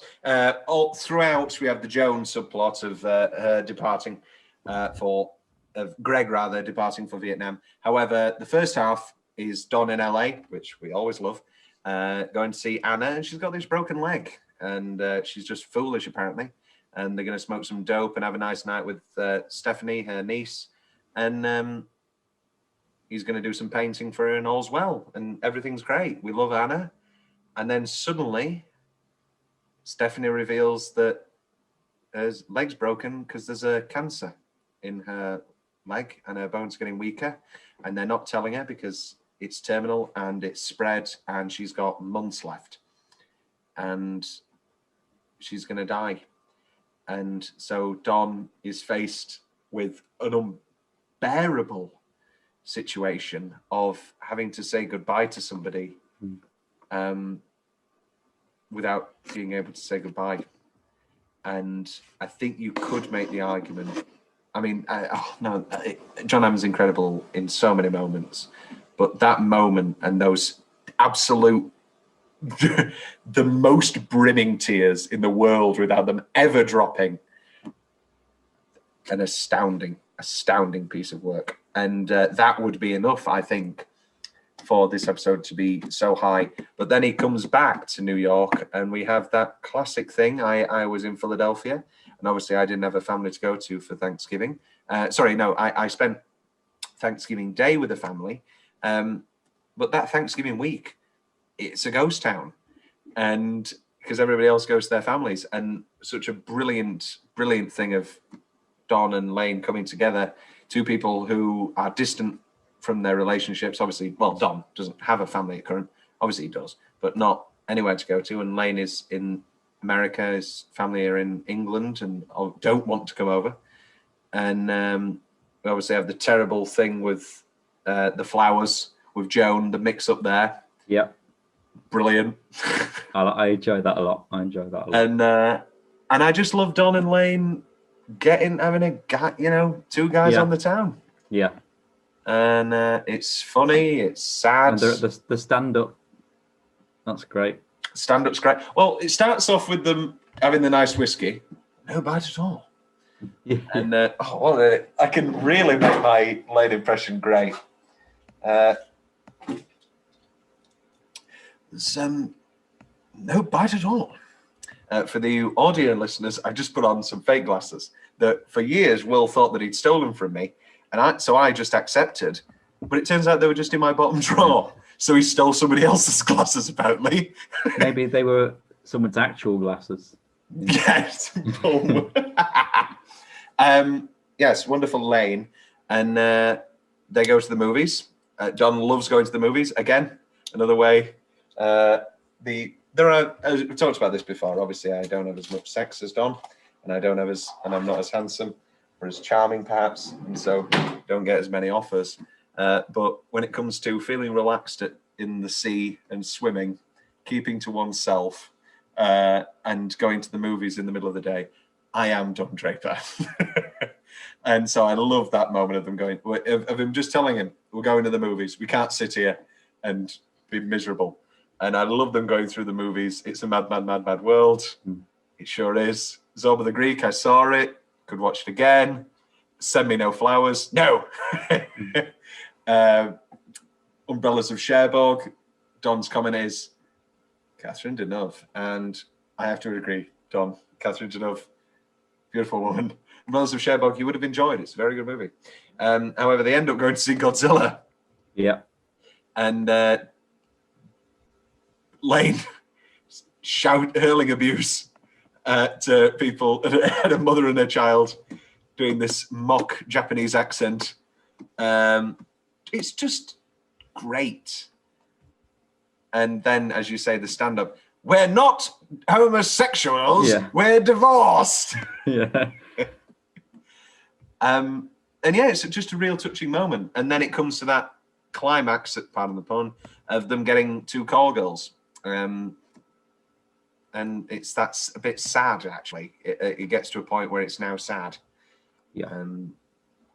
For you, what was the part that stood out? Was it the Christmas in New York, or was it New Year in New York, or was it the saying goodbye to Anna? It's New Year in New York. Yeah. New Year in New York should have been the name of the episode. It shouldn't have been. The good news is. No, it should have been Bye Anna, Hello Lane. I love I would never do it, but him throwing his steak on his crotch, ruining a piece of steak. I got a big Texas buckle belt. Hee-haw! Oh, he's great. He's great. I love Lane. You cannot beat Lane. Love Lane. Big season for Lane. Season 5. Oh, I'm excited. Is he popular in the fandom? Does everyone love Lane? Everyone loves Lane. I don't everybody loves everybody.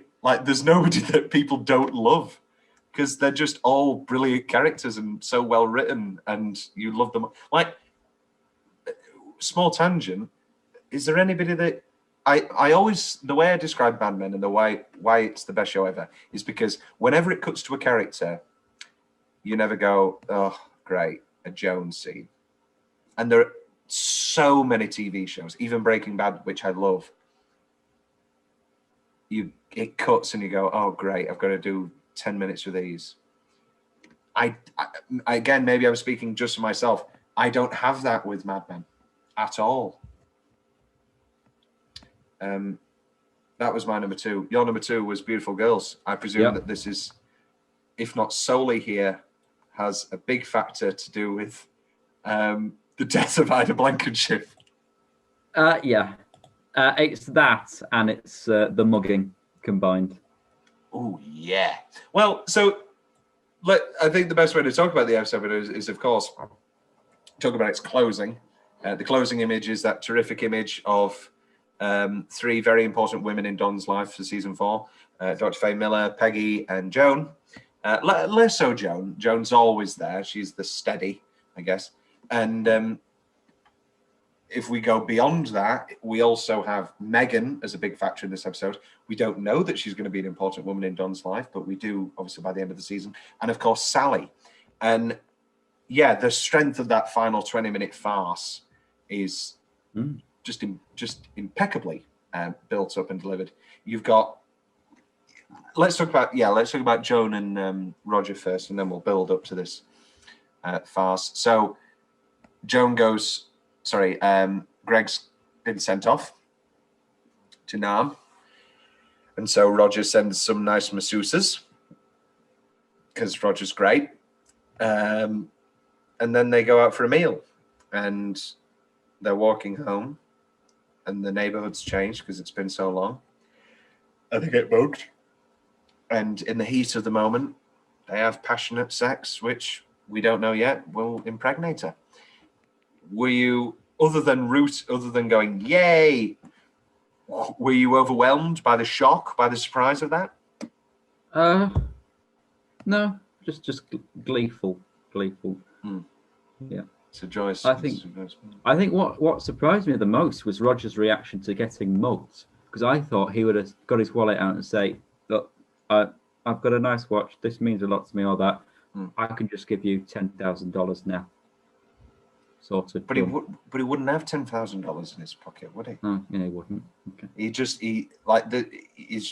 does exactly like protocol, and eyes down, so that he doesn't get the mugger doesn't get angry and shoot him when he realizes, oh wait, they can give a perfect visual comparison, and the money on the floor, money's on the floor. And they just do it all. And then he pulls her to the side. You're all right. I can't breathe. I can't breathe. My wedding ring. And, I mean, here the moment.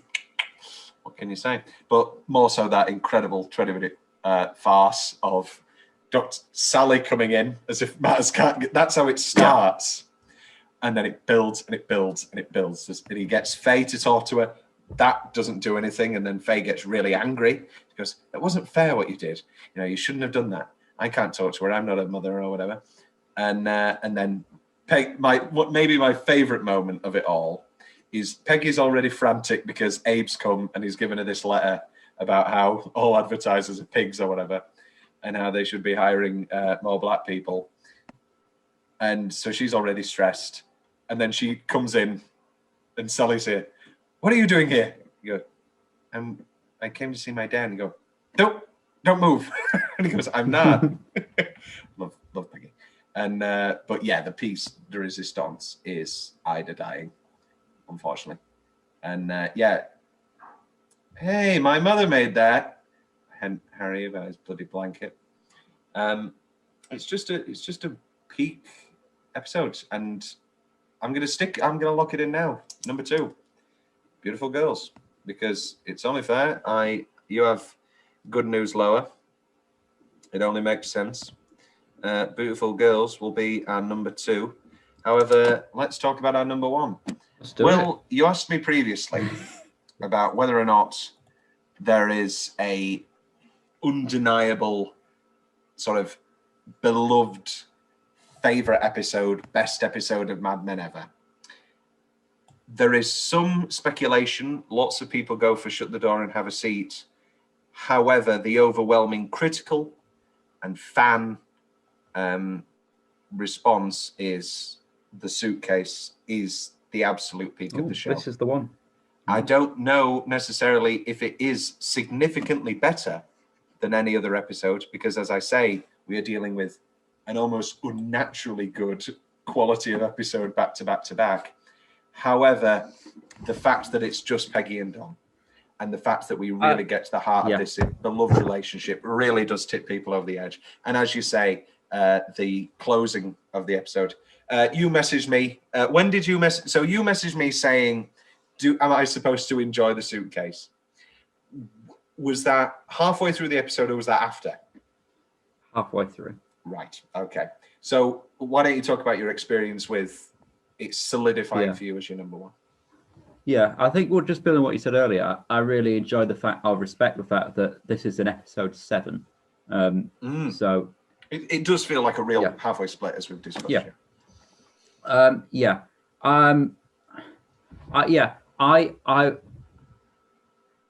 halfway through I thought, right, okay, I feel like I'm meant to enjoy this because it's Don and Peggy having that big old heart-to-heart chat. Everything comes out, and everyone loves that. But I thought, what do you call them? Where bottle episodes.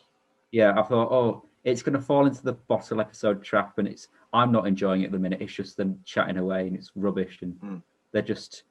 But then, everything that happened afterwards made up for it. So, when you say everything that happens afterwards, what are you talking about with? What are you talking about as in it? What moments? The violent vomiting was enjoyable. Yeah, Duck. I killed 17 men in Okinawa.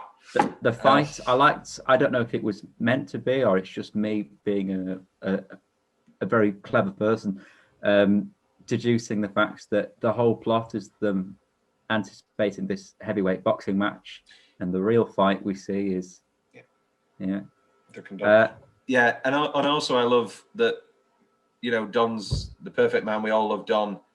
That he doesn't get a sucker punching on Duck. No. We would want nothing more than for him to kick the shit out of Duck there, but no, he's absolutely plastered. And then the end with the reveal of Anna dying. Yeah. But that's the thing. Is it even a reveal? Or is it the thing that's fueling this entire thing? The entire episode, he knows that he has to make the call. Yeah. And he's dreading it, and he's not doing it. But he has to make that call. And I think the ghost of Anna coming in and out, and I wouldn't think you'd like that. Well, this is the thing. It's one of those weird things. In between seasons, I get these ideas in my head of what I don't like. So I always thought, no, that ruins the suitcase. But then I watched it again now, and I thought, oh no, that affects really nice, and it's just subtle enough, and it's fine. And I always, in between seasons, I always go, Glenn's the worst character. I know. He can't act. It's so clear that he's been chosen because he's Matthew Weiner's son. And then I watch it again and I go, oh no, I'm in on Glenn. And the only thing that the caterpillar, like that's been the one thing that I go, no, this is bad. But no, I love Anna, and I love the crying. I mean, it's a big gif. I think I've used it multiple times between us. But it is, in the actual context of the episode, a beautiful, beautiful moment of a shedding moment. And that incredible actual closing moment of Peggy, still looking like shit because she's had to sleep on the couch. And Don he's a superhero, apparently. Yeah. And he can do the comb and look just as perfect. I also like because he gets very drunk, which is all. Yeah. Will is frozen for our listeners. I can only presume he's talking about how much he loves Mad Men and how it's the greatest show. You can only presume, but you're wrong. Oh no.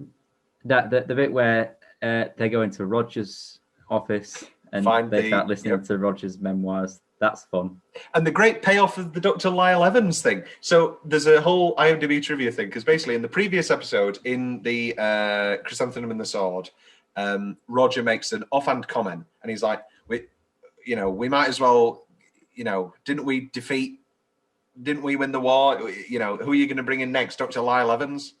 And people Googled Dr. Lyle Evans, thinking, was he like a famous person that I just don't know? And and then obviously we have the payoff of that in this, where he's a fictional character who botched a surgery and rendered Bert Cooper, for lack of a better clinical term, ballless. We also find out that he had a relationship with Ida, which obviously gives great pathos to. She's an astronaut. Beautiful moment. Beautiful moment. It's an incredible episode. Open or closed? Open.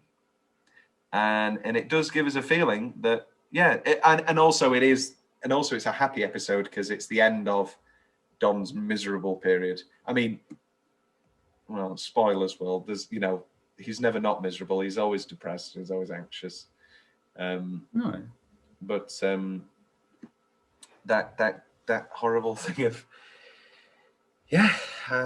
acceptance, and he wants to be a better man, and that's obviously why he goes with Megan, because that's a realistic relation. Have I won you up with me mansplaining? I guess man to man's just explaining. With me explaining the Megan relationship, are you, if not in on it more, do you feel that it's not, because you opened with it saying it was unrealistic and forced? Do you not feel that anymore? No. You still feel that? I still, I'm right. Will Leggetter, I'm right. Thus concludes Mad Men Series 4. Well, not completely, because it's time to do some ranking. So number 1 is our first number 1 lock of our Mad Men run, Suitcase. Number 2, I've given you Beautiful Girls, which means number 3, you're going to have to give me Good News. Yeah. Then number 4, Tomorrowland. Yeah. Tomorrowland. Then we have, okay, now it's getting messy. So number 5, I have Waldorf Stories, which is one of your cuts. So that'll have to go further down. Then you have Chinese Wall, and I have Chinese Wall at 8. So that's 5, 8. Summerman is 6, 9. Okay, so Chinese Wall, then Summerman, and then Waldorf Stories, and is the way that needs to go. Which leads us down to our bottom 3. I have at number 7, Christmas Comes But Once a Year. You have number 7, Hands and Knees. Now we're into a period of what's left. So we both share Hands and Knees. So I guess that's next. Okay, yeah, that's fair enough. Yeah. Hands and Knees. I have Christmas higher than you have Chrysanthemum, which I think is. Are you Christmas number 9, Chrysanthemum number 10? Yeah, I'll take that. Okay, we now have our season 4 rankings. At number 10, there are Chrysanthemum and the Sword. At number 9, Christmas Comes But Once a Year. At number 8, Hands and Knees. Number 7, Waldorf Stories. Number 6, The Summer Man. Number 5, Chinese Wall. Number 4, Tomorrowland. Number 3, Good News. The Good News. Number 2, Beautiful Girls. And number 1, The Suitcase. Will, Mad Men Season 4. You ended Mad Men Season 3 ready and raring to enter Season 5. Have you... entering Season 4. Have you ended Season 4 ready and raring and excited, I believe was the word you used at the end of the last episode, excited to enter Season 5? No. Really? No, it's not. I'm not on the same level, same buzz I was at the end of last series. That's understandable. I mean, that is like an absolute buzz.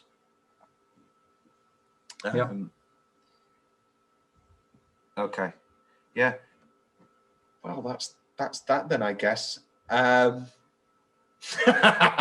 Bit dour. Season 5, big season for Lane. I mean, this is you'll see. Big season for Joan. These sound very good. Big season for Lane, Peggy. Lane gonna.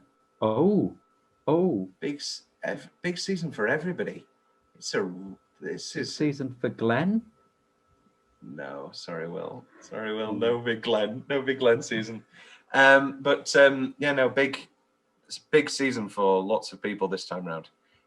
It has. Oh God, there's so much. Get excited. That's all I can say. I mean, Okay. you may get excited, and then it'll just. At the end of it, it'll just be, yeah, okay, yeah, it's fine. And that is, as they say, that.